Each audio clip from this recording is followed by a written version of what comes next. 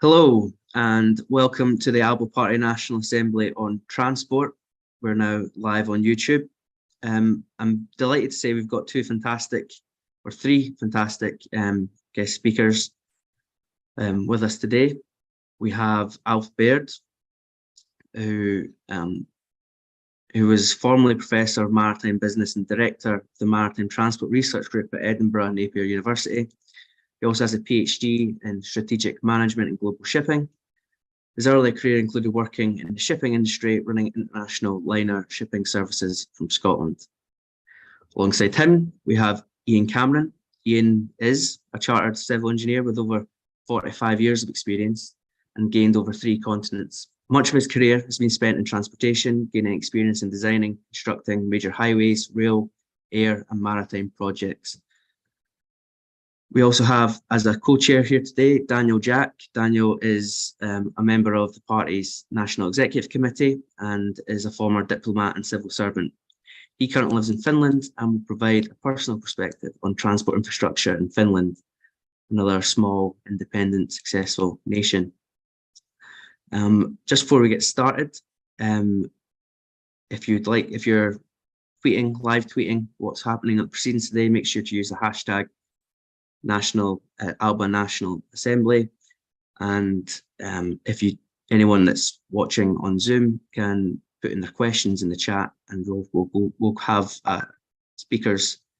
We'll give 20-25 minutes to each speaker, and then we'll follow up with questions at the end. This is the first National Assembly of a series of 3 that we're doing. This one on transport, and the next 2 on housing and education. So if you're interested in any of those, please attend. And following on from this National Assembly, we'll be setting up a working group on transport in Scotland to try and shape a policy that will be put forward at a party conference and going forward. I think we'll just get started. I think Ian Cameron is going to go first. So if you unmute yourself, Ian. Yeah, that's right. Thanks, Robert.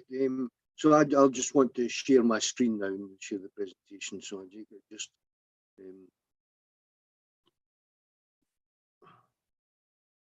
can you able to see that? Can you see that screen, Robert? Yeah. Yes. That's fine. So I'll just. Right. Okay. Good morning, everyone. This is grandiosely entitled "A Vision for a Sustainable Transportation Model in Independent Scotland." However, I'd like to make this statement of opinion before I get into the presentation. In my opinion, independence is not about wealth or economics. Anyone who wants independence purely because they believe it will result in them becoming better off financially has seriously missed the point. Independence is and must always be about ensuring we have the freedom and ability to create a better quality of life for ourselves and our families. And that, in essence, is what this presentation is about. Right, well, you must be asking yourself, what does a bag of tatties have to do with transportation? Well, see this picture was taken a year ago now, but it's still valid in the situation. This picture was taken at a supermarket in the northeast of Scotland.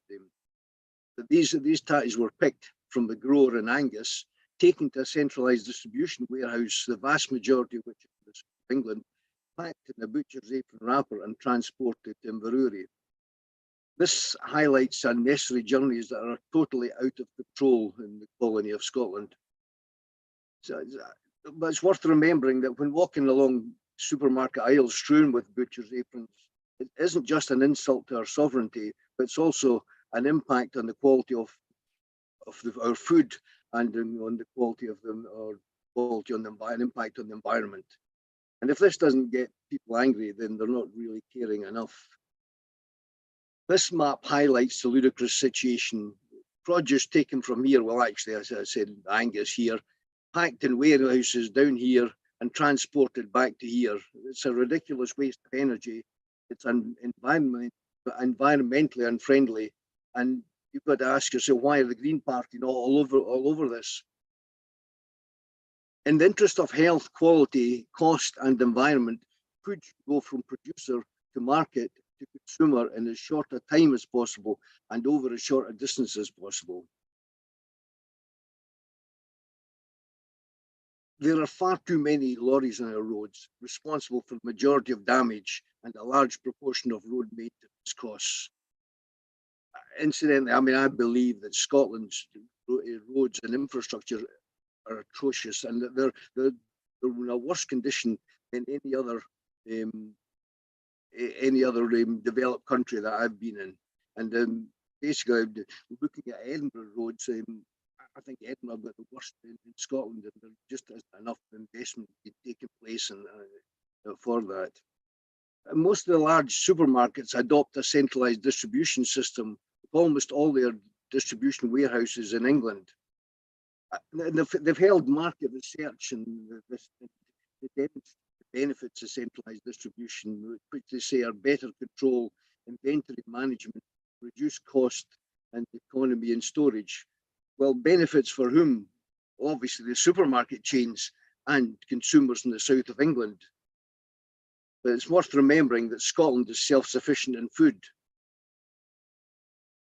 And these pictures amply illustrate the kind of damage that's caused to our roads and infrastructure by large lorries. And the councils have now been complaining that there's been a surge in the levels of potholes because roads are being worn down by a spike in heavier lorries. The juggernauts are responsible for the majority of damage to our roads in Scotland. They churn up the road surface and create potholes and wear off anti-slip road surfacing, their high braking forces. They damage curbs, road signs and bridges. Council road maintenance bills are increasing year on year, and they don't have enough in their budgets to cover it. Here's the way forward, though, the electric cars. The Scottish Government are continually guilt-tripping individuals into reducing their carbon footprints by stretching their finances to buy an electric car. But why is there no condemnation of the way haulage companies operate? Why no pressure on supermarket chains to switch to electric vehicles? This is corporate capitalism at its worst. And shame on the supermarket chains, and shame on the SNP/Greens for ignoring it. This further serves to demonstrate Scotland's status as a colony. We have no control over our transport systems, and without that control, we cannot shape its future. The situation obviously can't pertain after independence. Now, as we're well aware, here, the Scotland-England border, after independence, goods moving south, this green arrow, will be exports, and goods moving north will be imports. We most certainly will not be exporting tatties to England and then buying them back again after independence. Supermarkets wishing to operate in Scotland will have to operate under Scotland's rules. An independent Scotland will need, as a matter of urgency, a future-proofed, fully integrated and coordinated transport strategy to cover road, rail, airports and marine. And this basically to inform people, this the National Assembly has developed from a motion I submitted on this topic to ALBA National Council, calling for the establishment of a working group for transportation matters to develop a transport strategy for independent Scotland. And this would then become policy. And I'm delighted to say that this motion was passed unanimously. That's why we're here today. However, this discussion should be widened out to receive input from the entire Yes movement. So why is this important? Well, an independent Scotland will be a wealthy nation. I don't think anybody doubts that. However, a country's wealth is only relevant if it's used to raise the living standards of the very poorest among us and to improve the quality of life for the entire population. I believe it's so important that it should be written into our constitution, perhaps as follows. It is the right of every citizen of Scotland to have access to an efficient, effective and affordable transportation system, thus enabling them to have a quality of life on a par with other small European nations. A perfect example is Holland, which is a small, densely populated country with an excellent public transport system. Wherever in Holland you want to go, you can get there easily and in comfort by train, bus, tram, or ferry. And you can drive anywhere you want as well, because it's got an excellent highway system. To make a valid comparison between the transport systems in Holland and Scotland, we have to understand how Holland has developed as an independent country and how Scotland's development has been curtailed by being a colony. There's a very simple way to demonstrate Scotland's colonial status by considering the change in Scotland's population as compared to a number of other nations. So I've chosen to compare populations between 1960 and 2021, although population figures from 1900 to date paint a similar picture. There's similar patterns involved. I've chosen to present this in a table of, I beg your pardon, I've chosen to present in this table a comparison of Scotland's population growth with other European nations, as well as New Zealand, a country that's similar in size to Scotland. It's a country that I'm very familiar with. Oh, we go back to that. Yeah, sorry. Oh, back again. So, no, I've gone too far. There we are. So if you look at this, look at the way Scotland's population, from 1960 to 2021, it's only increased by 350,000, an increase of 6.77%. Now we're talking about the Netherlands there, and their population back in 1960 was about just over twice that of Scotland.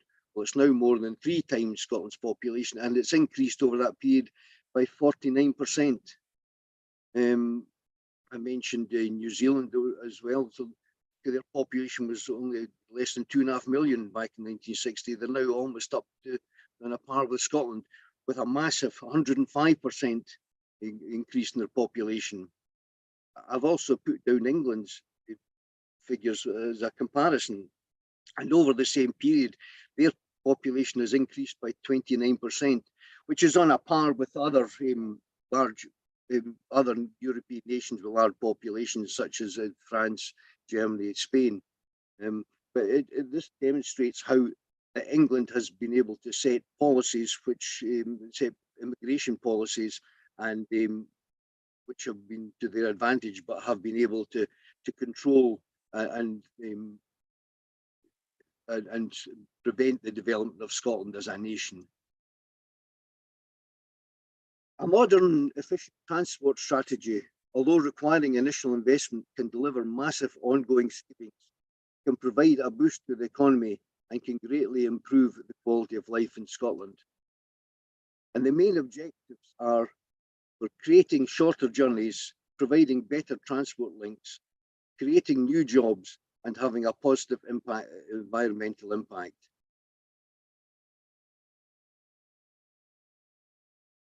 Transportation in all its forms impacts on everyone's daily lives in a massive way. Roads, railways, airplanes, and marine transport are all used to transport people to work, to hospital, on vacation, or visit relatives, etc. But they're also used to transport goods and services. However, in Scotland, they're neither modern nor integrated, nor coordinated, nor efficient.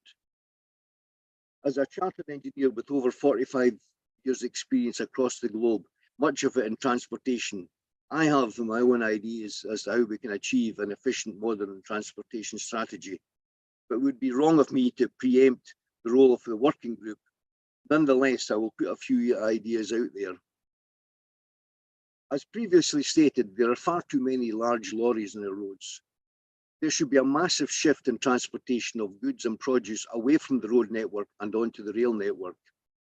This would require a considerable upgrade, with many tracks being doubled up and hubs being built to transfer the goods from trains to smaller lorries for local distribution. Goods where delivery time is not critical can be shipped around the Scottish coast and to the islands, utilising our ports, which should be taken into national ownership. I believe that a road network, rail network, ports and airports should all be taken into public ownership. This would allow for better coordination and integration of all forms of transport. This would also facilitate universal ticketing, which brings me to a suggested proposal for Scottish ferries. I agree with all that's been written in times by Kenny McCaskill and Professor Alf Baird, who's here with us, Stuart Ballantyne, and many others about the need to modernise the fleet car ferries around Scotland by upgrading to faster, much safer catamaran ferries. However, from my experience living and working in Brisbane and Auckland, I think there's also a need for smaller, fast cats, passenger-only ferries. These could operate in island hopping across the Firths of Clyde and Forth. As an example, a fast cat passenger ferry could operate from Kirkcaldy to Leith. Commuters working in Edinburgh using their universal ticket would tap on and off the ferry, jump on the tram or a bus to the city, tapping on and off with the same ticket, which could also be used for the train network. Now, as I mentioned, having lived and experienced life in Auckland, this is a map of Auckland, which is geographically it is quite an awkward city because of all the water inlets, etc., and only the one bridge across the main part. But it is serviced by all of these routes you see here, the red and the blue and the green. They're all their ferry routes, which incidentally are now operated by Brian Souter, who after he lost the rail franchise in Scotland, went over and bought over Fuller's Ferries in Auckland and operates them very successfully. This actually, I mean, there's a whole fleet of ferries covering all these routes, and this one here in particular is one that I actually used to use on a daily basis when I used to live down here in Halfmoon Bay and travelling into the centre of Auckland when I worked with Kiwi Rail there. And a very pleasant way to travel to and from work, especially on the way back in the evening on a Friday, because I had a bar on board. So anyway, moving on to air, I'd like to consider the Great Circle routes. But I believe that consideration should be given to the establishment of an air hub by the creation of a new airport, perhaps in a location previously suggested north of Falkirk. This would be on the Great Circle route for many southern, not just southern, but many European passengers travelling to the US. This could prove more attractive than travelling through London. Finally, the National Transport Agency for Scotland, Transport Scotland, is only responsible for the road network. Well, actually only trunk roads and now rail, but not the tracks. A new transport agency should be established with responsibility for roads, rail, air travel and marine for all Scotland. Finally, the National Transport Agency for Scotland, Transport Scotland, oh, I beg your pardon. As I mentioned, these are my personal suggestions, but I would like to think that some of them at least will be given consideration by a new transport working group. An independent Scotland must have a modern, sustainable, fully integrated and coordinated transportation system, which serves the people and not large corporations. It must be on a par with other European countries. A modern, efficient transport system can greatly improve the quality of life in Scotland. We must get across to voters that an independent Scotland will have a fresh canvas to work on. We won't follow the tired old models that have been forced on us for the last 300 years as befits our colonial status. It will be an exciting time to live in the early days of an independent Scotland. We must look at how other similar nations have addressed their transportation problems, and we have to do even better. Let's take our nation back and make it a better nation. Thank you.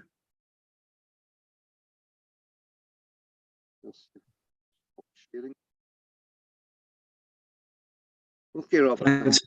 Thanks for that, Ian. That was really helpful and quite a broad range for people to think about. If you've got any questions for Ian, please feel free to put them in the chat and we'll get around to them after we've had all our speakers. Just a quick reminder that if you're tweeting today, tweet using the hashtag ALBA National Assembly. It's in the chat in the Zoom if anyone's not sure on spelling. I think next we'll move on to Dr. Alf Baird. I think he's going to focus on maritime transport, which is certainly for our island communities is a topic of contention in recent years. I'm sure everyone will be aware of the circumstances around that. But Alf, take it away. Yeah, thanks, Robert. I'll share my screen in a second. Just wanted to mention that a lot of my work has been on developing theoretical frameworks and also cost modelling for shipping. But I also produced a book on independence called Dún Hodden, which received a lot of interest. And for those of want an online version, there's a recent publication, The Theoretical Case for Scottish Independence, which is on the Salvo website under the resources. So that kind of not necessarily developed in relation to maritime, but I suppose it's a reflection also of my travels, like Ian, around the world in transportation studies, looking at other places, many of them former colonies, which tell us a great deal about Scotland's predicament. So I'll try and share my screen and see whether we can get that up. Can you see that?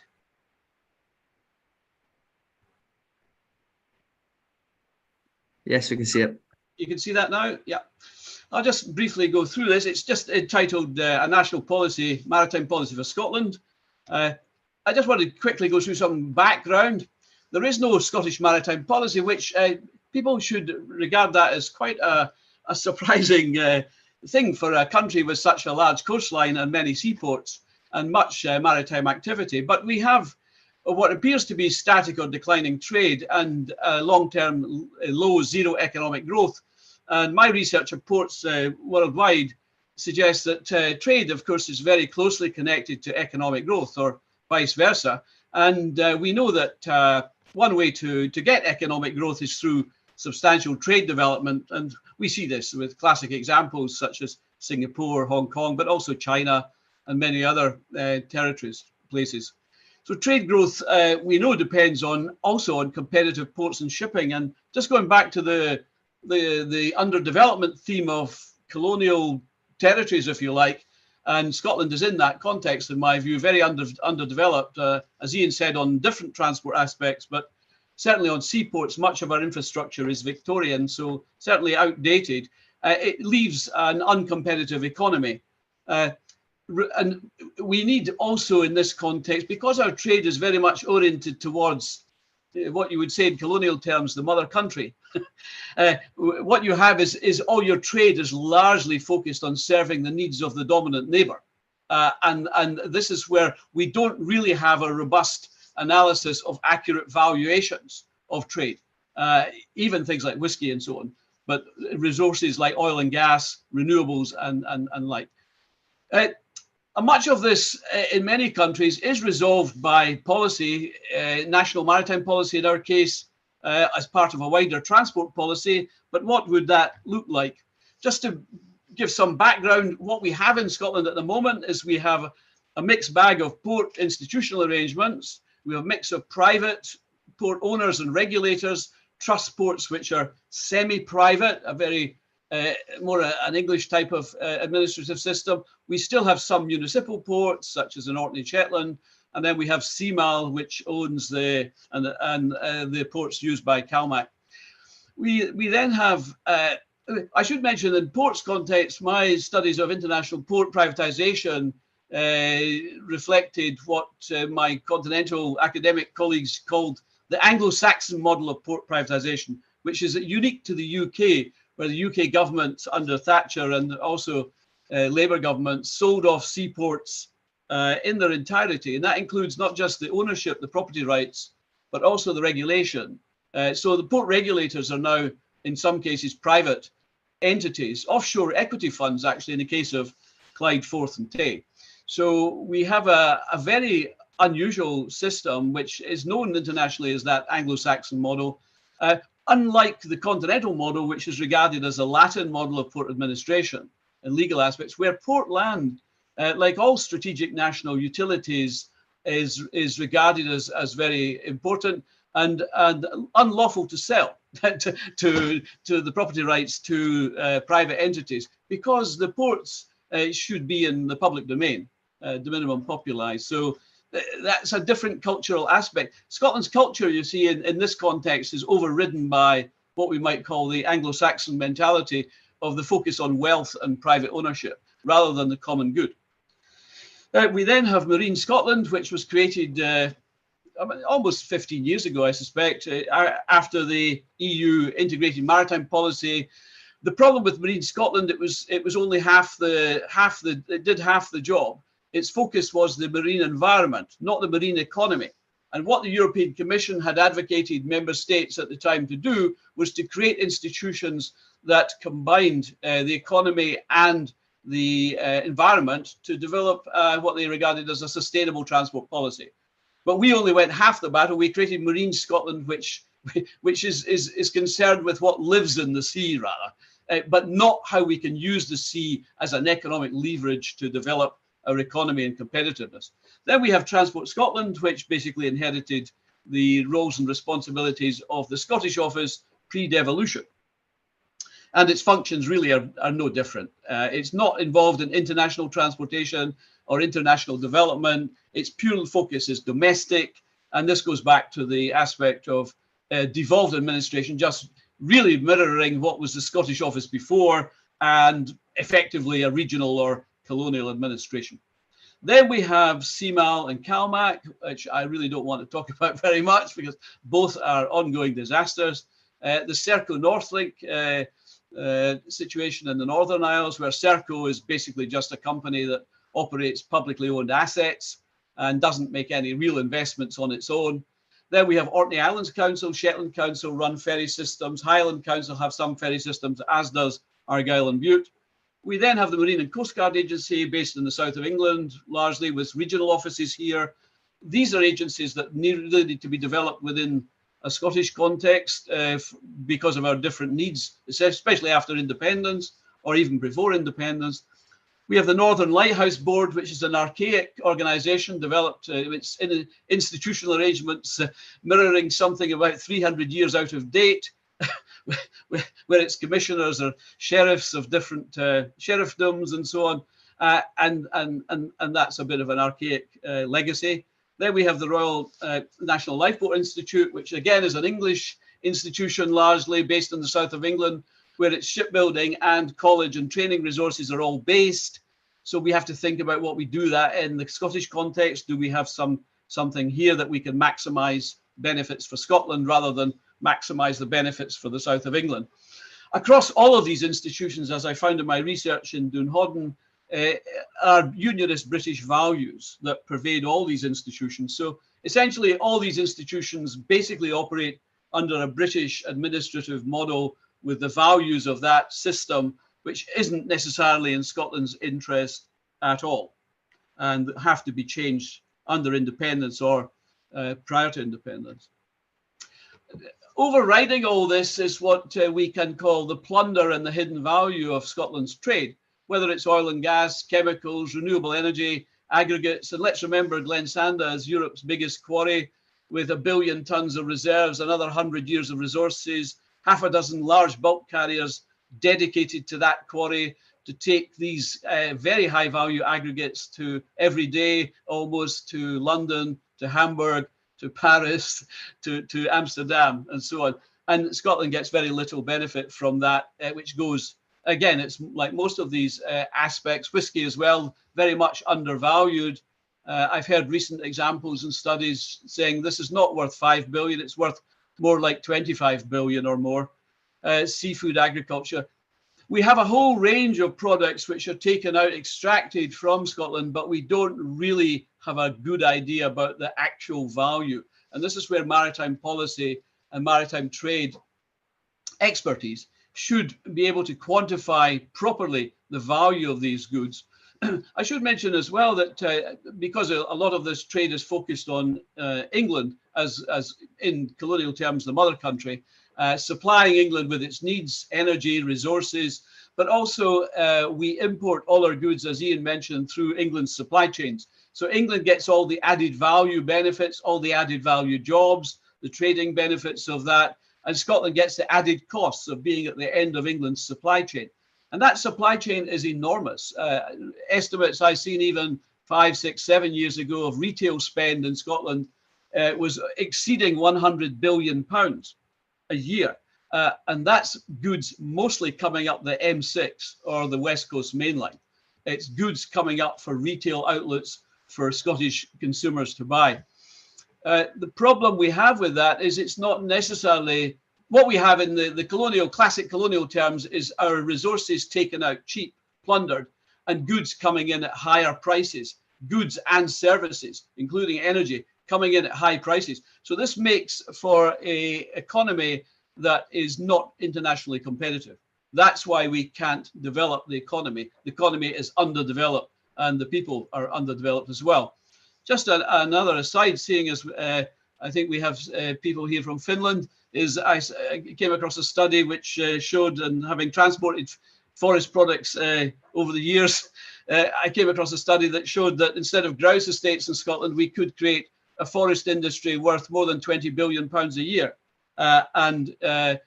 Scotland has natural advantages that actually exceed what Finland has. And Finland has an enormous forest products industry that sustains many, many Ro-Pax freight ferries and passenger freight ferries going to Germany and other continental countries every day, full of forest products and other goods. So Scotland has basically an underdeveloped economy that's plundered and is high cost and inefficient. Just some themes that we covered in European projects I was involved in. These are just some general themes of maritime policy. What were the key issues? Port reform, logistics, supply chains, strategy, cruise shipping. Oh, there's a whole range of issues you can include in maritime policy themes. But the problem we have is our policymakers in Transport Scotland and England's MCA, Maritime Coast Guard Agency, Marine Scotland on the environment. They're not focused on any of these. They're not focused on developing Scotland's international global competitiveness. You know, Winnie Ewing, stop the world, we want to get on, but we don't have decent port infrastructure, so we can't get on at the moment, and that needs to be changed. Just some basic themes in the policy context. Yes, we don't have a maritime policy. Our maritime connections are pathetic compared to Ireland. Ireland has several daily connections with continental ports and has created logistics centres and Irish terminals at places like Dunkirk, Zeebrugge, Rotterdam, Cherbourg. So there are Irish terminals on the continent, and we have to do the same. We have to create Scottish freight terminals on the continent. But to do that, we need good infrastructure and good shipping services here. We also need to be properly regulated rather than have private regulators on the Forth, the Clyde and the Tay. We need that to be in the public domain, where the public sector facilitate trade rather than tax it. And that's another issue, is we have private port authorities that tax every ship coming into a Scottish port. And where they tax a ship and tax a trade, it's a disincentive to trade. So trade is not facilitated, it's actually prevented. Sorry, Alf, sorry to interrupt. Yep. Can you move the slide along? We've had a few comments saying your PowerPoints. I don't know if you've forgotten to move the slides on your PowerPoint along as you've been discussing. There you go. Perfect. Thanks. Can you see that now? Yeah. Yeah, there's a whole range of themes which I don't think we have time here to go through, but there's a whole range of themes and issues have to be addressed. Just some ideas on port developments. Can you see this slide on Cockenzie? No? Yes, yeah. Yeah, you can. Yeah, one of the projects I've worked on, it actually came up more than 20 years ago, was to develop a cruise and ferry port at Cockenzie. This was preferred for the Rosyth Superfast Ferry Service, which eventually ran to Rosyth, which involved extra steaming time up the river and extra port costs and so on.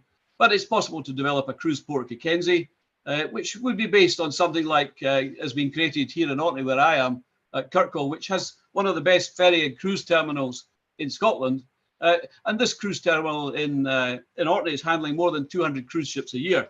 Unfortunately, in Edinburgh, we don't have a modern cruise terminal, so cruise ships are having to berth in the middle of the river, the bigger ones, and the larger ones can't get beyond the bridges to Rosyth anyway because of the bridge clearance, so there are constraints. So we need new infrastructure that needn't necessarily be that expensive and can be created. Here's the site at Cockenzie, which is rail linked and also road linked and can be provided fairly quickly. Another idea here is to develop not just a ferry terminal, a cruise terminal, but develop new ferry links to not just the continent, but also Scandinavia and other places. They extend the Orkney Shetland freight services and so on could also be extended down to the Forth as they originally were back in the 70s and 80s. So there's a whole range of ferry services could be developed quite easily. Probably also using the European Union's Motorways of the Sea policy, which I worked on a few projects there around Europe to develop new ferry connections. It's not difficult to do, and plenty of operators willing to do that. Mackenzie also has a potential for trimodal, running freight on rail, river, as well as road, as well as perhaps a free trade zone. And this gives you an idea what you could have there. And I've done studies in the past on running intermodal freight, barge services over to Methil, up to Grangemouth, and so on. But this is quite normal on the continent where you have similar kind of barge services on the Seine, the Elbe, the Schelde, and also even in the UK in Liverpool and the Mersey, and to some extent on Thames. Just a few points on ferries. The demand for ferries in Scotland is actually enormous. We need probably in the region of 100 new ferries, I've calculated. Although there's only 30 in the CalMac system, that's an underdeveloped system. It doesn't have enough ferries. A lot of these routes need more ferries. So rather than one or two, some of these routes actually need 2 or 3 or 4 ferries in some cases, just like Western ferries run on Gourock Dunoon. So we have a big demand for ferries, but we're designing and building the wrong type of ferries, very inefficient, high displacement ferries, very costly ferries that are pretty much unsustainable. And as Ian said, we need to do work to develop urban ferry systems on the Clyde, the Forth, perhaps also the Tay, where around the world, every city has, with a waterfront, usually has urban ferry systems, as well as bridges and tunnels. So they have fixed links and ferries that give a balanced transport system and also take some of the pressure off the fixed links to allow for less congestion and so on.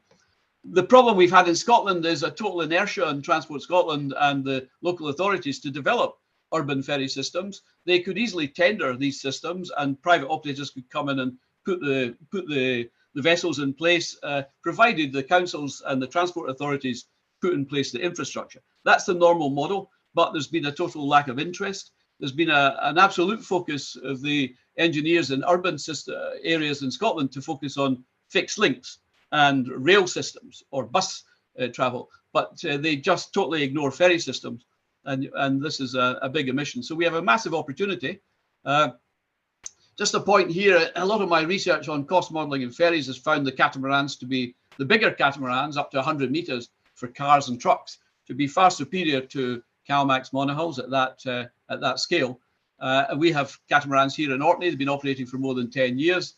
They have half the costs of a CalMac monohull. So I've been trying for years now to convince decision makers in Transport Scotland, CMAL, CalMac, anybody that will listen, that catamarans do a very good job at half the cost. And you can see here that the new build cost is less than half the price for a car ferry carrying 100 cars, 400 or 500 people, half the price. So you get twice as many boats. And also on the efficiency index, the car ferries, the catamaran ferries are far superior. So we should be changing the fleet to medium speed, what we call RoPax catamaran ferries that carry freight and cars, buses, as well as passengers at much greater efficiency than monohulls. This strategy for shipbuilding has been offered to the government with a group called the Clyde Catamaran Group, which also involved developing dry docks, the unused dry docks at Inchgreen and also perhaps Govan. But it requires, for developing shipbuilding nowadays in a niche market like ferries, you need the best design capability. It's not just a case of facilities. You need the best design capability. And that's been offered by, I think mention was made of Stuart Ballantyne, Dr. Stuart Ballantyne, who is actually one of the best ship designers in the world. He happens to be a Scotsman based in Brisbane.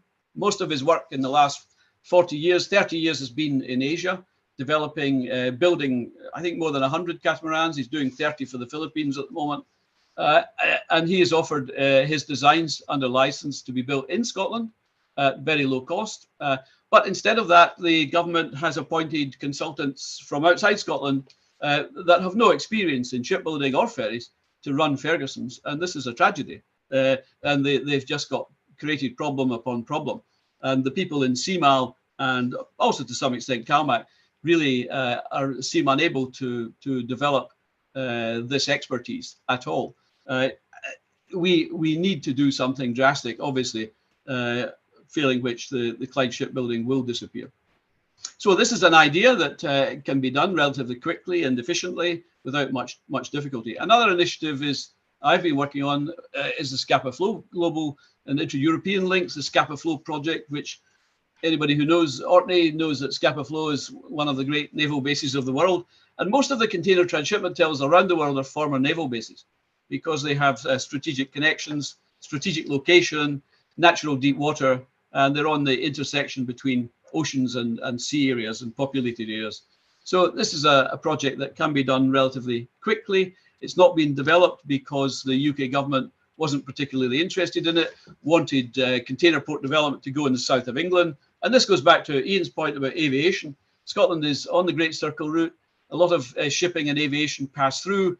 And the idea with hub and spoke systems is economies, peripheral or supposedly peripheral economies are intermediate. They can link into these transport systems and develop transport hubs, just like Keflavik Airport is done for aviation in Iceland, and Anchorage done for in Alaska.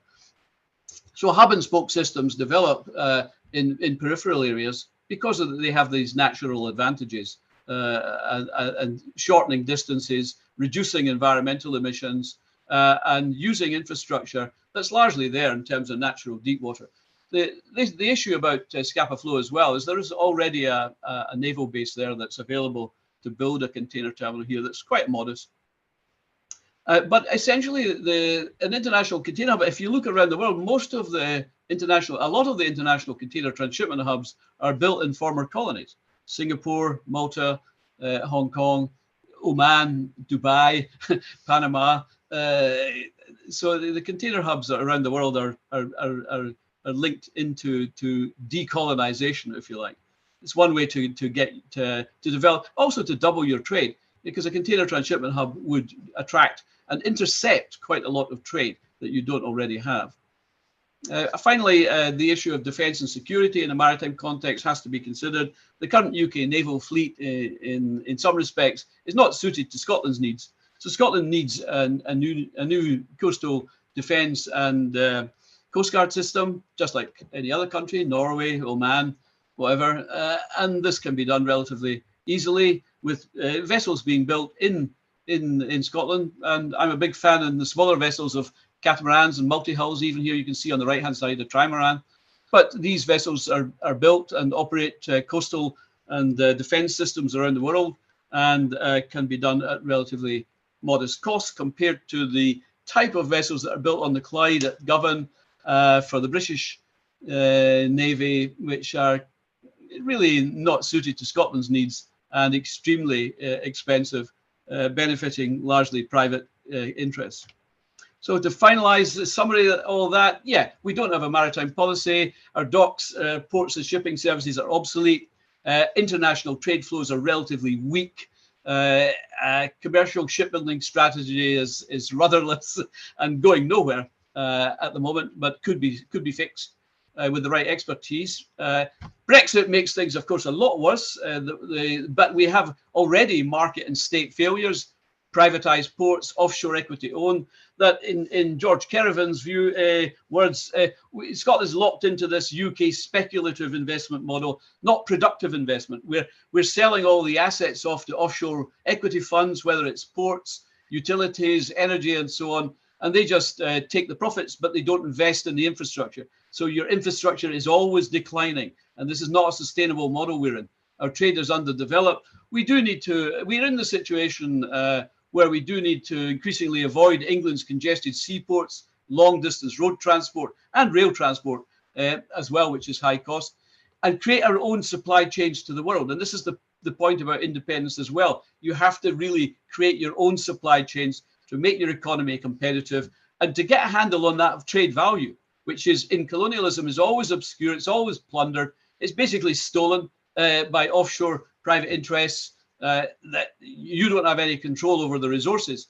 And in colonialism, the poverty that Kate Forbes is talking about, all this poverty that we have, which half the people living in are close to poverty now, is basically equivalent to the value of the plunder.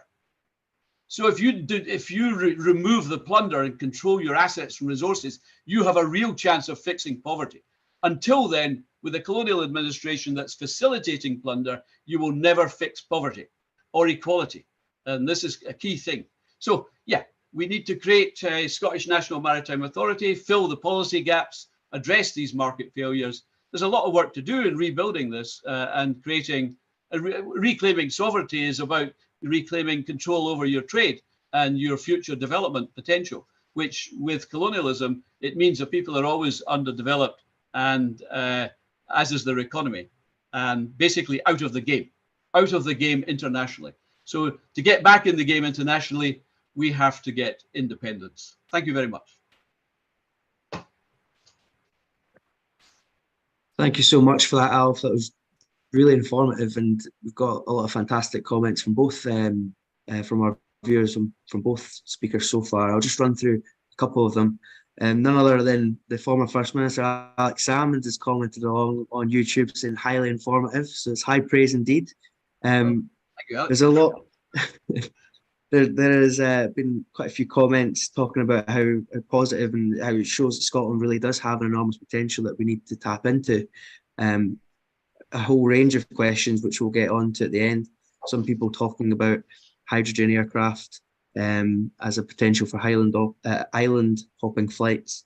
Some concerns in the chat about the feasibility of electric vehicles going forward, especially for rural communities, and perhaps something for our contributors to ponder on as we have here from our final speaker. It's been great so far. And just a quick reminder again, if you are tweeting, tweet using the hashtag ALBA National Assembly. So people far and wide across Scotland can see that we as a party are doing what's needed, putting the planning and the thinking in place for when we hope to be an independent country. I think we'll just move on. I've got a dog drinking lots of water next to me. We'll just move on to our final contributor, Daniel Jack.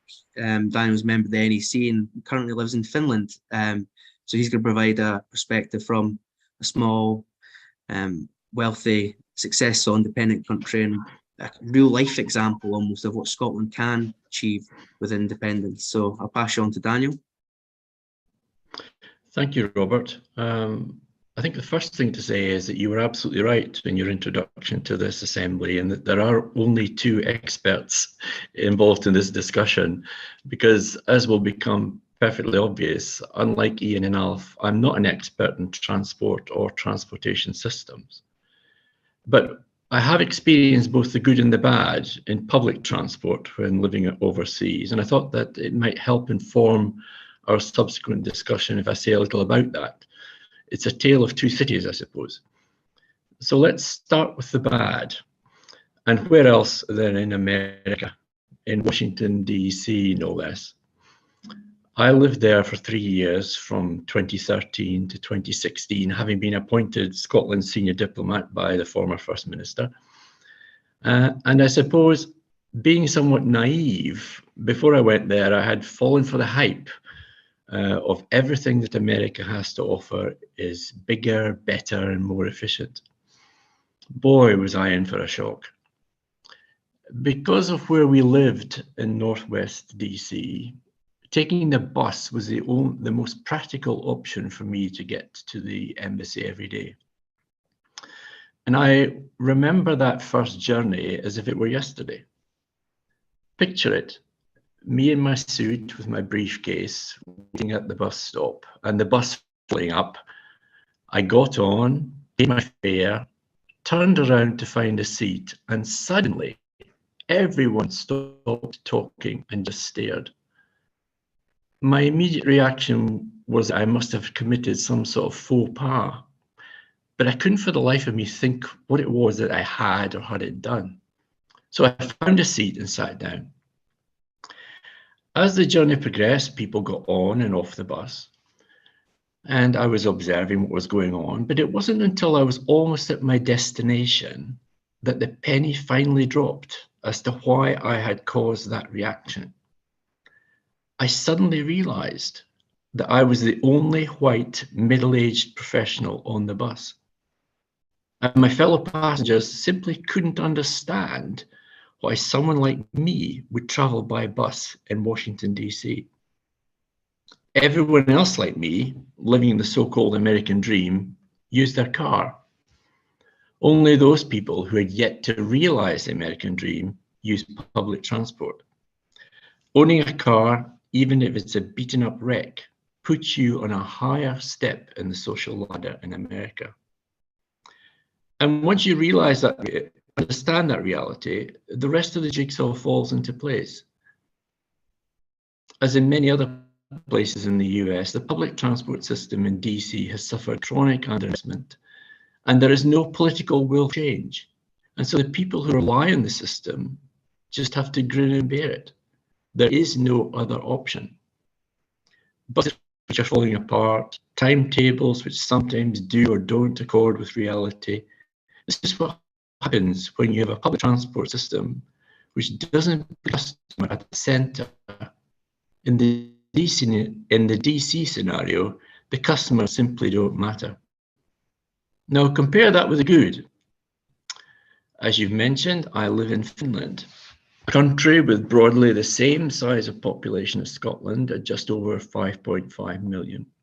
Unlike Scotland, the majority of the population is concentrated in a clearly identifiable geographical area. In Scotland, it's the Central Belt. In Finland, it's Uusimaa, which is the name for the capital region. Alas, that's where the similarities end, because unlike in Scotland, we have a fully functioning integrated public transport system. So how does it work? Well, I live in a commuter town about 23 kilometers north of Helsinki city centre. The capital region is divided into 4 travel zones, imaginatively titled A, B, C, and D, and I live in Zone D. So in order for me to get to Helsinki city centre, I have to buy an ABCD ticket. Up until the end of last year, that ticket would have cost me €5.70. It now costs me €4.50, the price having been reduced in order to encourage even greater use of public transport. When was the last time you heard of a travel ticket reduction in Scotland, I wonder? So in buying my ticket, I have a couple of options. I can take the bus directly into the city, but that takes about 50 minutes because of all the stops involved. Or I can take a bus to the nearest railway station, which is just a 15-minute journey, and then continue by train. The train journey takes exactly 18 minutes. And when I say that, it's definitely the case. It's exactly 18 minutes. And when you buy a ticket, it has a lifespan of 110 minutes. So that means that you can travel anywhere in the capital region during that period. So on arrival at Helsinki station, I can continue my journey by tram, bus, metro, or even take the ferry to Suomenlinna, which is an island fortress in the approaches to Helsinki harbour. Everything is on the same system. And if the ticket inspector asks to see your ticket, all you have to do is show them the QR code on your phone, and that's it.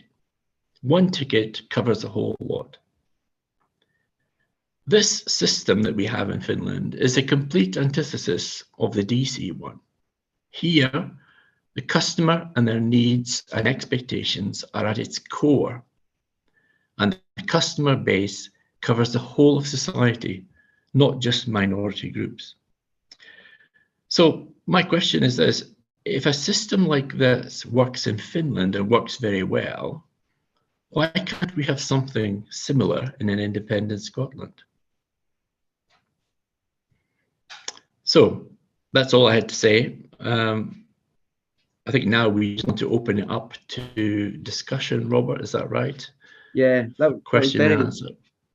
You gave yourself a discredit by saying you're not an expert. I think that lived experience is actually very valuable, and I think if many people across Scotland were aware that this is not the usual situation, this can be so much better than what we currently have. I think many more people would come towards the independence argument. I think just going by what the comments are saying, has got quite an international audience actually today. A lot of people saying that places like Vancouver have a similar transport infrastructure system. Victoria in Canada, Oslo, people have talked about ferries, the maritime system in Oslo. Scotland can do so much better, and I'll start off the question session just primarily based on a lot of the comments I've seen. How much can we? It's open to any of the contributors. Say how much can we do under devolution, or can we only really make effective real change with independence? Can I maybe answer that, Robert, or try to anyway? Yeah, I think the problem we have is the administration at the moment is, in biblical terms, if you like, it's trying to serve twa meisters. Yeah, it's trying to serve the Scottish people and the imperial power. So it's a problem. And remember also that most of the officials we have are sent from Whitehall, or the senior officials are from outside. A lot of them I've worked with in transportation, for example, in ferries, are from outside Scotland. Most of the people that I've come across dealing with the ferries fiasco are not Scots. You know, so the Scots are not people like Stuart Ballantyne or myself. We're not, or other people I know, and like Roy Peterson, we're not brought in to help solve this problem. The problem is given to people from outside Scotland, mostly, who talk a good game, maybe wear nice suits and earn a lot of money, but don't deliver. And I think that's the problem we face. It's in colonialism terms, Frantz Fanon called it a manichaeism. It's like trying to work between two psychical and cultural realms. You can't work in this system. You can't develop because it's a system in conflict. It's a system always in conflict because there's competing forces. So in a sense, in the classic colonialism sense, the colonizer doesn't want the native to do anything well at all. Because if the native does anything well at all, it will be seen to the native that they don't need the other power at all. So in my view, and I know this might be contentious, but the bringing down of Ferguson's shipyard may well have been intentional, because Clyde shipbuilding is iconic. And if you link that to the propensity or the capability of a people to be independent, what this shows is that a people are incapable of building ships, and that to the British emphasis or hegemony, if you like, the cultural hegemony that we're under, is a positive thing. It makes the Scots look incapable of running their own affairs. So this is the problem we have, is it's a cultural challenge. It will always be a cultural challenge. And as I say, most of the people dealing with the ferries debacle are from outside Scotland, but the Scots get lumbered with the fiasco. Thanks for that, Alf. Do you want to come in on that, Ian, or we have to move to another question? You're muted, Ian. Yeah, there we are. Yes, well, the way I see it is, I mean, developing our transportation strategy and transport policy is a long term. When we look at long-term goals, we need to look at the kind of what good looks like, what we want to achieve. You know, we want to achieve it overnight when soon as we become independence, but we've got to put this in place. And this is why I mentioned about getting the wider yes movement on board with this, developing a strategy which is acceptable which is what people really want to see to improve their quality of lives. Now, there are things that can be done. Certainly, we could. The present, a new administration coming in the Scottish government could certainly put in place measures that could improve the expertise. You could bring in some experts into the government, bring experts in to advise the government to help taking things forward. But it's a case of showing goodwill to the people and demonstrating to the public what they will be looking to achieve in the longer term. That we will be. I think everybody's got a right to expect an independent Scotland will massively improve the quality of their lives. We will no longer be of colonial status. We'll be able to develop our own policies and strategies, be able to operate our own way, and we can put in place measures which will bring us up to the same standards as other similar European countries. So we can start, but it's what we really need to be doing is persuading people what the future holds, and the future can be very, very good. Right, thank you for that, Ian. We'll move on to some of the written questions now, but they will also have the ability to open to those in the audience if they're happy to turn their mics on. You can ask the questions themselves if they prefer. If not, you can continue to put them into the chat. I'll pass over to Daniel now, who will chair the rest of the meeting and provide the questions for our guests. Daniel.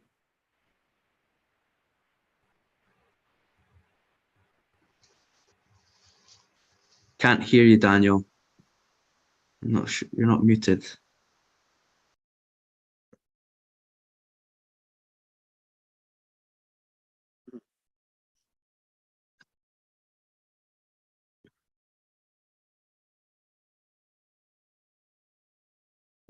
Bit of technical difficulties as ever when we're on Zoom.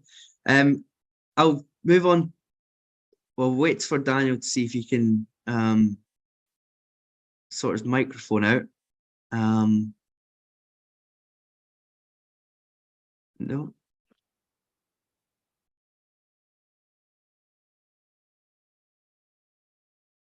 Okay, so I'll start off with a question for Alf here from a member of the audience. It says, you mentioned the privatisation of large Scottish ports, including regulation as well as property. Do you see a way in which this can be rolled back under independence, or are we kind of set in this position even with independence, or can we make radical change? Yeah, I believe you need independence for it, because the Ports Act 1991 that allowed privatisation of Scottish trust ports is Westminster legislation, and that gave these the private sector successor companies the powers over the port authorities, the responsibilities. So these are public bodies that have regulatory powers. These are private companies now that have regulatory powers, and they're offshore owned. Forth Ports was owned by a Cayman group. It's now owned by another group. Clyde Port is owned by Peel Holdings, Channel Islands, but also links to the Cayman. The problem we have is that that's British, that's UK legislation, and of course Holyrood can't do anything about that. It might try to, but obviously Westminster can override it, as we've seen recently with different decisions. What I would say is the conflict we face is that I've worked on port projects to develop, also Hunterston. I worked on a project there to develop Hunterston as a container port back around 2000, before Clyde Port was acquired by Peel Ports, and Peel Ports owned the Port of Liverpool. And what happened then was Peel Ports, once they acquired Clyde Port, dumped the idea to develop Hunterston, and they developed Liverpool 2, the Seaforth Container Terminal extension, which received additional money through the then Chancellor George Osborne for dredging of the Mersey. So they ditched development on the Clyde for developing on the Mersey. Another project I worked on where we had a container terminal operator willing to take a 30-year lease was the Scapa Flow project. And this was an international container terminal company that wanted to take a 30-year lease, and the council here was willing to then build the terminal and to take that forward. And that was not supported by the British government, who then wanted container terminal developments at places like the Thames, at Shellhaven, London Gateway Port, and also the Liverpool one. So we have a conflict of interest where our our area, if you like, our territory is simply there to support the needs of the mother country, but we're not allowed to develop ourselves. We're hindered. Another problem that Peel ports, just to finish, another problem that Peel ports in Liverpool have created for the Clyde is they've refused to use Inchgreen dry dock, the biggest dry dock in Scotland, 300 metres long, able to take very large ships. It's been unused for more than 20 years. And Robert Birds and his group there, the Inchgreen Dry Dock campaign, have been wanting to bring that into service. Dales Marine, the dry dock company, wanted to use it. But Peel Ports also own Birkenhead, Camel Laird, shipyard, ship repair. And they're taking all the ferries, for example, the Scottish ferries, a lot of them down there to do all the repair and maintenance now. So they're refusing to develop Clyde facilities, whether it's Hunterston on container ports and so on, whether it's Inchgreen Dry Dock, and they also won't develop cruise ports or Ardrossan Ferry Terminal unless Scottish Government give them subsidies. So this is the other problem. They won't invest and they will constrain development in Scotland. But that's linked into the Ports Act in Westminster that hinders Scotland and sold off our ports, basically sold off our trade and the ability to tax shipping. Thanks, Alf. That was great. A question here from John Anderson, perhaps best for Ian. He said, Ian, you mentioned integrated network, which I agree. I have travelled and lived in Europe with Metro, U-Bahn, S-Bahn and trams all integrated into city centres and airports. Why is it so expensive to build such a network in Scotland? If you look for the example of the Edinburgh trams, but in Berlin, a new tram link is being built in the M10 to Berlin Mitte area. So why is infrastructure? Why do we have such a problem in Scotland providing these projects, which seem to be easily applied elsewhere? Well, very simply, and it's as Al says too, because of our colonial status, we don't have the controls. We don't have the we don't have the experience and the expertise operating in government to be able to operate, to be able to control the consultants and the contractors. We aren't able to put in place adequate contracts which take control into Scotland, keep control in Scotland. I'll give you one example. Like when I was working in Qatar and up to the World Cup, and we were putting in place contracts, and of course, some of the biggest consultants in the world were coming bidding for the work, but they were told in very clear and terms that they would have to give up some of their own independence. They would have to come and operate under the rules of the Qatari government. So they would have to set up offices, you know, in Qatar to operate there. And that's, I think, we've got civil engineering consultancies such as AECOM, WSP. They're getting bigger and bigger and larger, global, and they're operating from further afield. It's bringing this expertise to operate in Scotland, and by having these controls, you can put in place that you can write into your contracts. Yeah, we will be operating here, and we will be having control over things, every decision that's made, and the same with appointing contractors, materials as well, having a say in where materials come from, whether they're being shipped a long distance, etc. You know, and it's basically having these controls and being able to monitor contracts more efficiently. I think the first thing is the need to do is to actually be open to bringing experts in to assist with the government. Thank you, Ian. I guess there's a question, here for me. How are we putting all this interesting facts and information into the general public?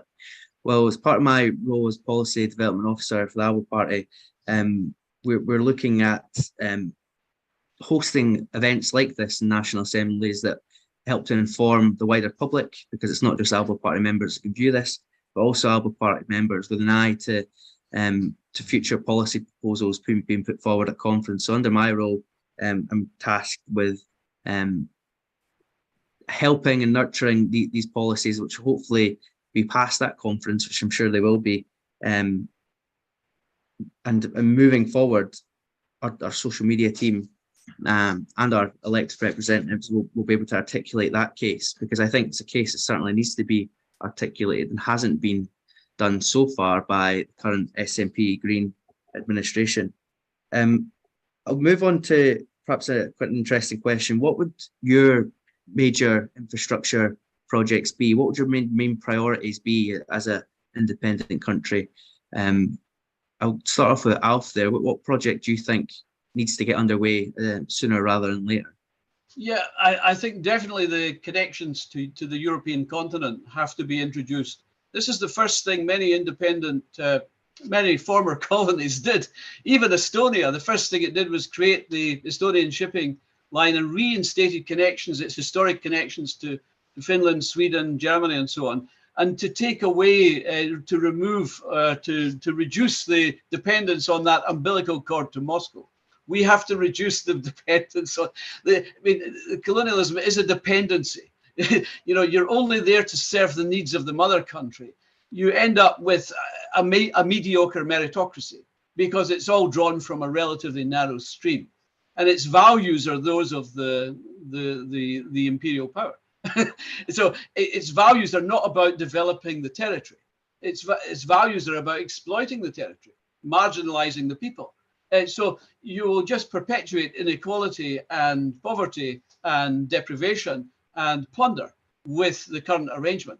So it's absolutely essential we have to get out of this mire. But yeah, as Ireland has shown, we have to develop these European connections. Now that Brexit has happened, the treaty's been violated, Scotland is left in a position which is even inferior to Northern Ireland now, in terms of Northern Ireland having given a special arrangement, which also violates the Treaty of Union. So I think all these violations have to be considered. Nobody seems to be talking about that apart from Salvo and the Scottish National Congress. Parties have to be talking about this. I think this is coming to the fore in ALBA as well, that these violations have to be remedied. All violations to treaties have to be remedied if possible. But yeah, it's possible to actually develop ferry connections today. I've advised ministers to develop, for example, the Cockenzie terminal, which is available, which is far, far superior to anything at Rosyth.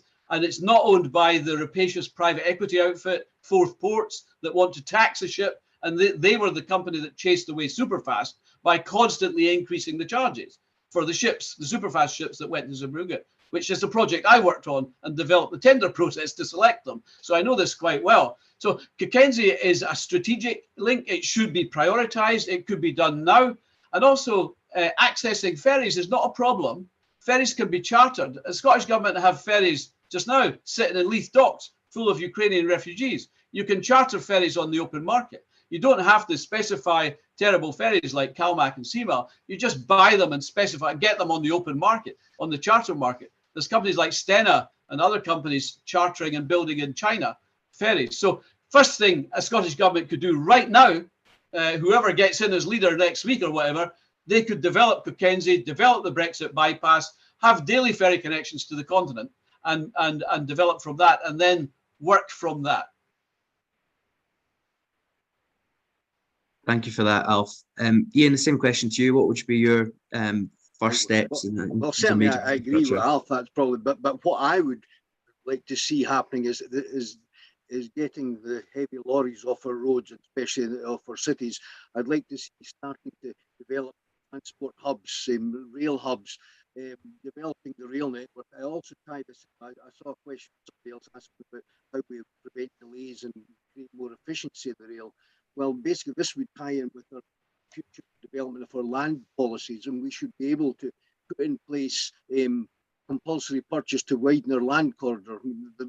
No longer we should be restricted to just quick tracks. Whenever we'll be able, as they have done in Holland and other countries, develop the rail corridor so they can go doubling up the tracks, which means if there's a train stuck, there's still tracks that that trains can move freely through on.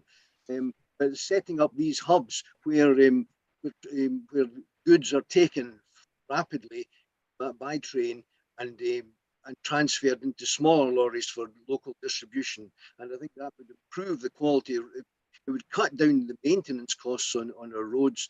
It would improve the quality of life and improve the quality of the standard. But also, I think in conjunction with this is we need to get away from this centralised distribution and stop having our food taken away from Scotland, packaged down England and brought back up again. So these are the things I would certainly want to see. They can be happening right away. Thanks, Ian. I'm going to pass over to former MP Corey Wilson now to chair the remainder of the meeting. I think we're going to open up to the floor if anyone feels comfortable asking any questions, and we'll keep an eye on the YouTube chat log as well if you've got any more questions for those not in the call today. So, Corey. Hi there. Can everybody hear me okay? Yeah. I don't think we've managed to get Daniel. Daniel, you here? Can we hear you? Can you speak? Can you hear me now? No, Hear we're me still, now? yeah, for some reason. No. Still can't hear you. Sorry. Do you want to put their hand up and come in with a question to the panel? Feel free, or if you're all going. Neil Sinclair.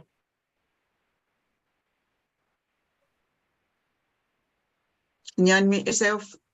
Yep, that's us. Done it? That's you. Oh, Oh, God's sakes. Hi, can you hear us? Is the sound working, Neil? should be. Yep, I can hear you. You can hear us, right? Okay. Neil, what was your question? Oh, I had lots of questions. We were thinking about the electric side of things. That the movement internationally is for electric vehicles, whether folks actually want that or not. That's what's actually happening, because diesel and the rest are all being phased out. So our concern would be about electric vehicles. You have to get ready for electric cars. And also, I've done a fair bit of research about how the Europeans are switching to, in part, in commuting to bicycle transport, specifically e-bikes, etc. Anything else you want to say, Neil? Yeah. I put a question up on the board, just basically asking about the Norwegian ferries, the electric ferries in Norway, which are a very exciting development, with very fast charging systems. I'm just wondering, should we think about, if we're going to commission new vessels and catamarans, etc., should we think about just jumping straight in to electric power for these vehicles and these ferries, or whether we should consider that as a second phase and just get the immediate problem over with? I don't know, Alf, have you looked at that side of things on developing electric propulsion systems for ferries? Yeah, I've studied it quite extensively. There are larger ferries have a problem in that the electric power plants are quite often insufficient to provide the entire power a larger ferry needs. So even CalMac's larger ferries with 8 megawatts, 6 megawatts are a bit beyond battery power.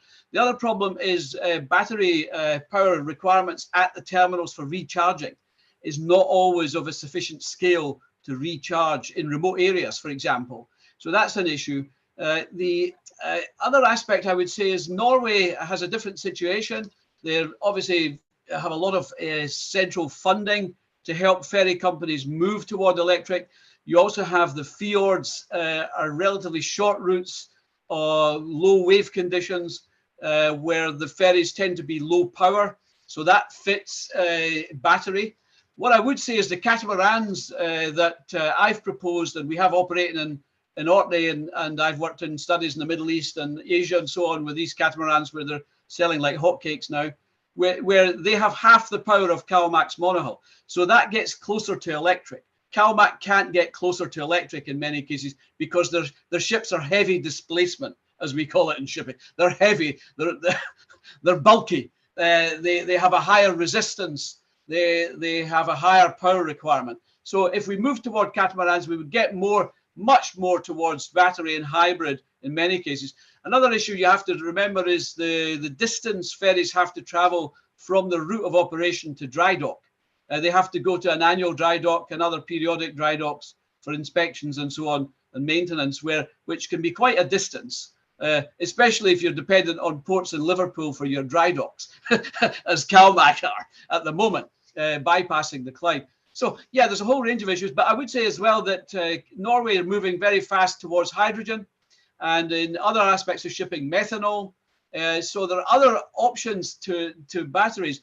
I would say batteries are becoming, like LNG is now marginalized as a ferry fuel. That was a transitional fuel, if you like, LNG.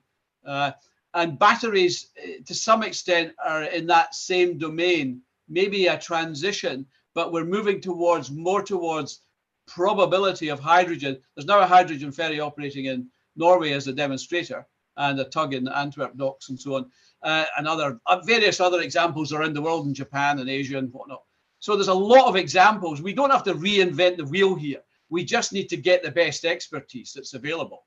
And we don't need to do, we have this propensity in the UK, British exceptionalism and all this, to try and reinvent the wheel. These things are already done. We just need to buy in the best technology that's available. And if we do it right, we get the best deal without making the horrendous mistakes of being first mover. First mover, where you're inventing things, is a big problem. We don't need to do that. The technology is there. We just need to get the best technology. I've got to confess here, I'm thinking more in terms of if we're commissioning, let's say, 100 ferries, and we're in a position to start developing the new technology. It might be hydrogen, it might be battery, it might be ammonia, it might be a different form of power. But if we're in a position of commissioning 100 ferries, and we're a technologically advanced nation with a great deal of creativity and engineering expertise behind us, could we not use that as a commercial opportunity to turn Scotland into a world leader in this field, rather than simply be following Norway? Yeah. Well, that's what we've advocated with Stuart Ballantyne to develop the catamaran fleet. That's a niche product. That's a proven product, proven designs, tested designs, all in operation. This can be done now. Scotland could be a pretty much a leader in that technology, based on developing first for the domestic market and then looking at export markets.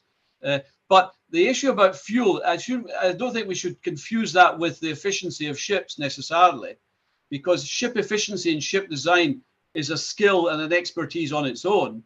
Fuel consumption, fuel systems are part of that supply chain, and they're evolving at the moment. So what you can do is you can build ferries and ships that are ready for other systems coming in that can be adapted relatively quickly. But our priority just now, with a system that's in collapse for ferries around the islands and communities that are really suffering, our priority now is new ferries now, and building them in Turkey is not the solution, as far as I see.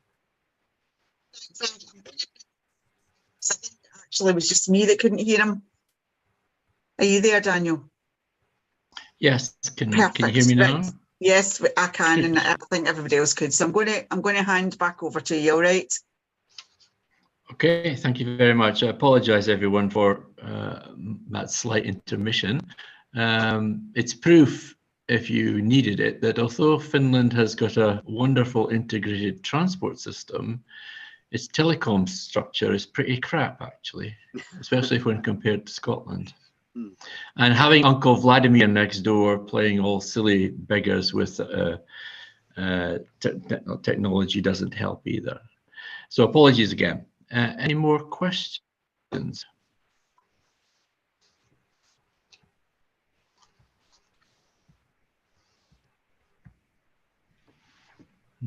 Neil Sinclair? Can you hear me? It's actually me, Fiona Sinclair. Interesting that yes, Fiona. Hi. Interesting in Finland. I've read up quite a bit on cycle routes, etc. And if anybody is a bit doubtful about cycling, what they should do is look at the situation in Oulu in Finland. Actually, I don't know whether you're familiar with that, Daniel, but it seems that the Finns, in spite of having incredibly cold weather, can still manage to cycle in the winter. And yet in Scotland, we can't even manage to create cycle routes at urban level or indeed for tourism. So the cycle manufacturers did have a wee sideshow at COP27 where they were making the point that if you wanted to slash your CO2 emissions, certainly at urban level, you could have a massive expansion in cycle commuting, which of course is a big thing in the Benelux countries. But within Scotland, where you have a lot of, your cities and towns are mostly reasonably flat, it's actually very possible. Plus, you now have e-bikes which extend the capacity of people to cycle. So I just wondered if you could give us any feedback about your own experiences of that within Finland. Yes, I'm happy to do that, Fiona. You mentioned Oulu, but I think it's a sort of uniform phenomenon across the whole of Finland that everybody, if they can, uses their bike. And as you say, the infrastructure is designed for that purpose. So, for example, all the main roads will have a foot and cycle path running parallel to them. And cycle paths go all over the country. So there are loads of people, for example, who from where I live, which is 23 kilometers north of Helsinki, who will cycle every day into Helsinki city center to work. And Finland is, as you would expect, geared up for bad weather.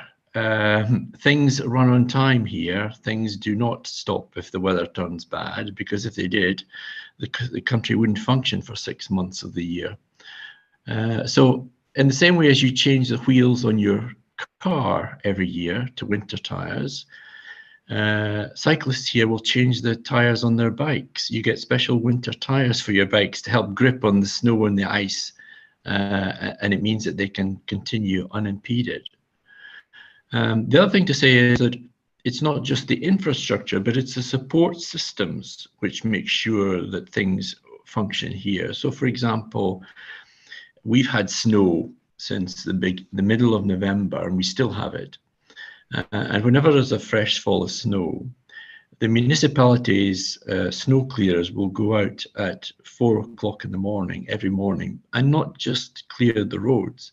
They will clear all the cycle paths as well, so that people who are commuting or going to school on their bikes will be able to do that unimpeded. So the whole support structure is there to ensure that economical, environmentally friendly modes of transport are not impeded by the bad weather.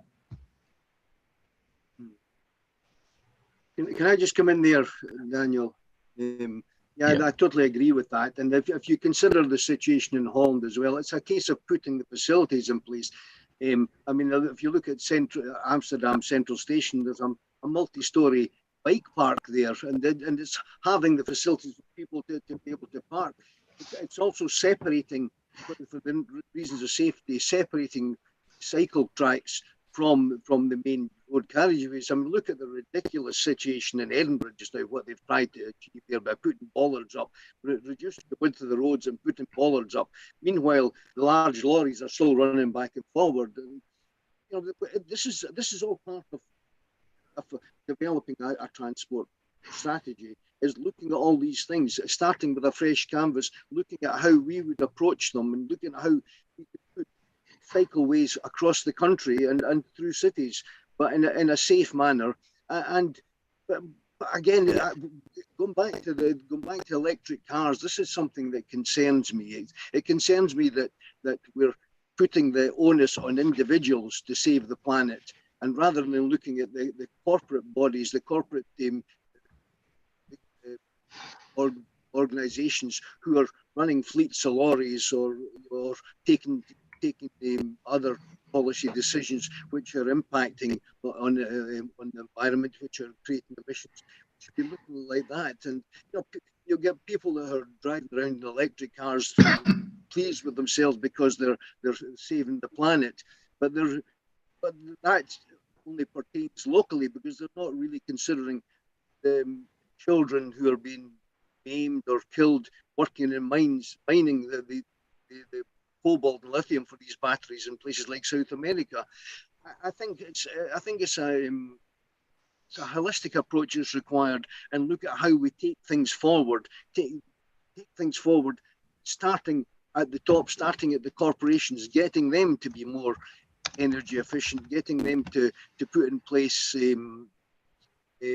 systems whereby they reduce their carbon footprints, and again, looking at ways of cutting it down by using transport hubs, putting more on the rail, which are most of the railways are electrified anyway, but generally taking account of that in the overall policy. I think it's important that we, I mean, one of the things, just in small ways, we want to have this control or be able to operate. Where I'm here in Banff just now, just the main bridge out of, as you'll know, Daniel, the main bridge going out of Banff is not fit for purpose. You know, the route that's on the 98, which takes you from here across to Macduffin over to Fraserburgh and out to Aberdeen, it's not wide enough for purpose for 2 lorries to cross. It's also dangerous for pedestrians and cyclists, and so it's all these things that need to be addressed. You know, there's a whole range of things. It's only by starting to talk about these things and putting policies and putting a strategy in place that we can accommodate all these things. Yes, I think that you've hit an important point there, Ian. It's about discussion and debate, but it's also about education. And by that, I don't mean formal education. I mean, it's about changing people's perceptions and awareness. And to give you an example, going back to bikes briefly, I was really dumbstruck when I first moved here 5 years ago to find that cyclists can cycle on the pavement. And it's taken as a given that pedestrians and cyclists use the pavements here. No one queries it. Everybody accepts that it's better for the cyclists to be on the pavement rather than the roads. And it's just taken as a given. It's things like that. It's about changing people's expectations and perceptions as to what is right and what is wrong. Because if there are places, particularly in the city centre, where you cannot have proper cycle paths and along all the streets, and it makes sense for the streets to be limited to traffic and for cyclists to be on the pavements, and it doesn't create any problems. Now, if you tried to do that in Edinburgh or Glasgow, I suspect you get people shoving people off bikes or getting really angry and upset about it, and I understand that. But it's about this subtle changing of perceptions that is required alongside the policy formulation and all the different things that we've spoken about today, because you need to bring people with you, and you need people to understand why it is that we are proposing a specific policy, because unless people buy into it, it's going to fail. Do we have any other questions? Can I just come back in on that? Yeah. The other point I wanted to make about cycling and cycle routes is that the Finns have had this spectacular improvement in public health. Now, part of it's through diet, obviously. That's been a key part of their push to improve the health of Finns. And Finns were basically pretty much the same as Scots in terms of their health, 30, 40 years ago. And it has been a massive improvement. And part of that has been down to the push for them to exercise, to get exercise. And they realise they've hit a kind of wall, and they've got through to a lot of people, but others just cannot or will not improve their overall physical well-being.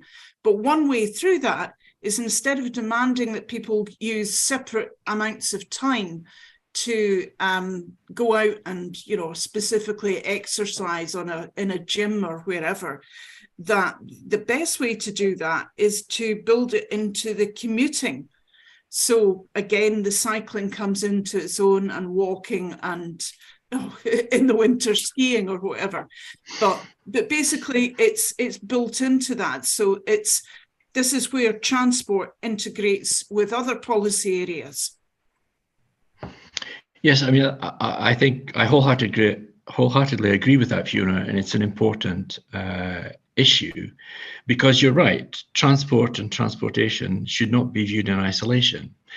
And the impact on the health of the Finns and the Finnish nation as a whole has been phenomenal, actually. And a lot of it is about encouraging people to exercise, to use cycling, to go about their daily business, and of course skiing, and it has become embedded in their psyche, if you like, to do that.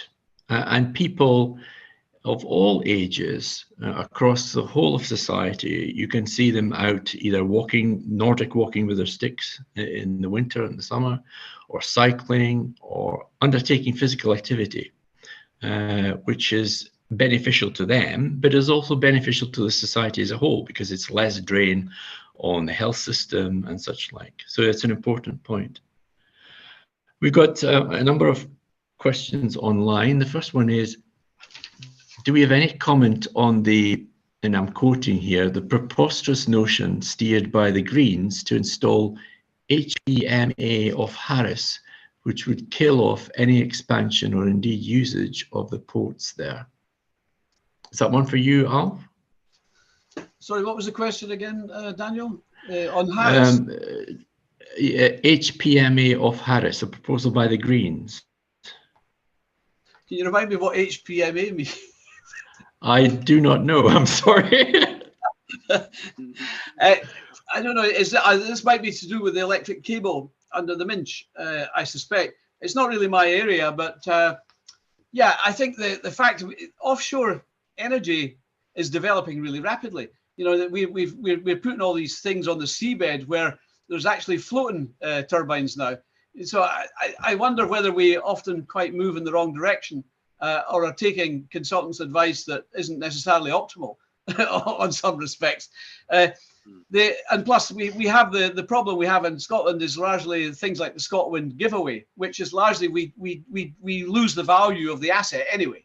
So I'm not a big fan of running turbines right up the middle of archipelagos like the Western Isles or even Shetland, especially when you can get as endless amounts of energy out of the ocean, one way or another. So I don't think we should ruin the landscape in that respect either way. So yeah, there's different options to do things. I just think we need to learn better from outside Scotland about what the best technologies are. I also think we have a real problem in that we're still recruiting our meritocracy from outside Scotland largely, and coming in, and people come in here to Scotland and have various ideas, but they don't really have a vision for Scotland as such. Yeah. I think the Scots increasingly have to take control of their own destiny. that's the problem in the classic colonial. I've now been informed as to what HPMA means. It means highly protected marine areas. And so the question was, do we have any comment on the preposterous notion steered by the Greens to install highly protected marine areas off Harris, which would kill off any expansion of the ports? Yeah, I think this is going back to the problem I raised in my presentation early on about the creation of Marine Scotland. And Marine Scotland was created in answer to the EU policy approach to member states, which was to create a sustainable maritime policy. Unfortunately, in Scotland, the civil servants dealing with all this, and I objected at the time, only went down the environmental aspects of maritime marine policy. They only thought about what was happening in the ocean to the marine environment. They didn't think about the marine economy. And what the balanced transport and maritime policy or marine integrated maritime policy is about is taking due account of the economy as well as the environment. And this is what the Greens don't do. They're not remotely interested in the economy. Marine Scotland is nothing to do with the marine economy, really. It's just the marine environment. And this is where we have a mismatch in policy, in the key policy, integrated maritime policy. you know, maritime policy is about national competitiveness. And if all you're focused on is what's living in the ocean, you'll never improve your economy. And that's the problem we have. We don't maximize what we have in the marine economy. Yeah. Can I come in I here, have to Daniel? declare an interest. I have to declare an interest in that. I used to work for Marine Scotland. Sorry, Ian. Look, yeah, can I just say there that there's very much a case of the tail wagging the dog. I mean, in developing transport policy and transportation strategy, we should be taking account of environmental issues, not environmental issues driving the transport strategy. Yeah. Okay, our next question, gentlemen, is what do we think about a new additional terminal at Edinburgh Airport? Edinburgh Airport is now far too small. Okay, can I just come in on that one, because it basically ties in what I was saying earlier. I don't agree with it. I think we should be setting up a new airport hub, an air hub somewhere. Potentially, it was mooted before it was discussed somewhere in the Falkirk Grangemouth area, but we need a new centralised air hub for Scotland, which can develop through transport using the Great Circle routes, develop journeys from Europe going to America. I was recently in Iceland, and it's incredible how rapidly this country is growing, how rapidly their airport is growing. They are developing as a fairly important hub between Europe and America, and that's the sort of thing. I mean, it'd be much more attractive for people to fly to their journey, take their journeys via Scotland than going to London, congestion to London. So yes, I don't agree with another terminal at Edinburgh. I think we should be looking at a new Scottish air hub. Okay. And our final question, gentlemen, is anyone any idea as to why electric vehicles are preferred rather than HVO, hydrogenated vegetable oil, which is immediately available for diesel engines, which do not require any changes for its use?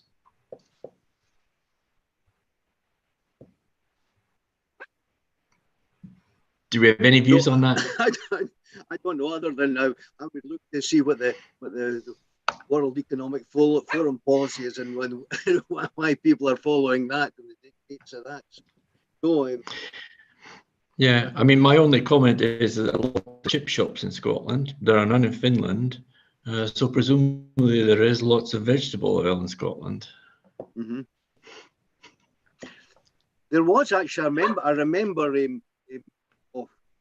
good number of years ago in New Zealand that they developed a really fast craft. I can't remember what it's called, a fast speedboat, which actually was larger than a speedboat because it went round the world, and it ran off vegetable oil.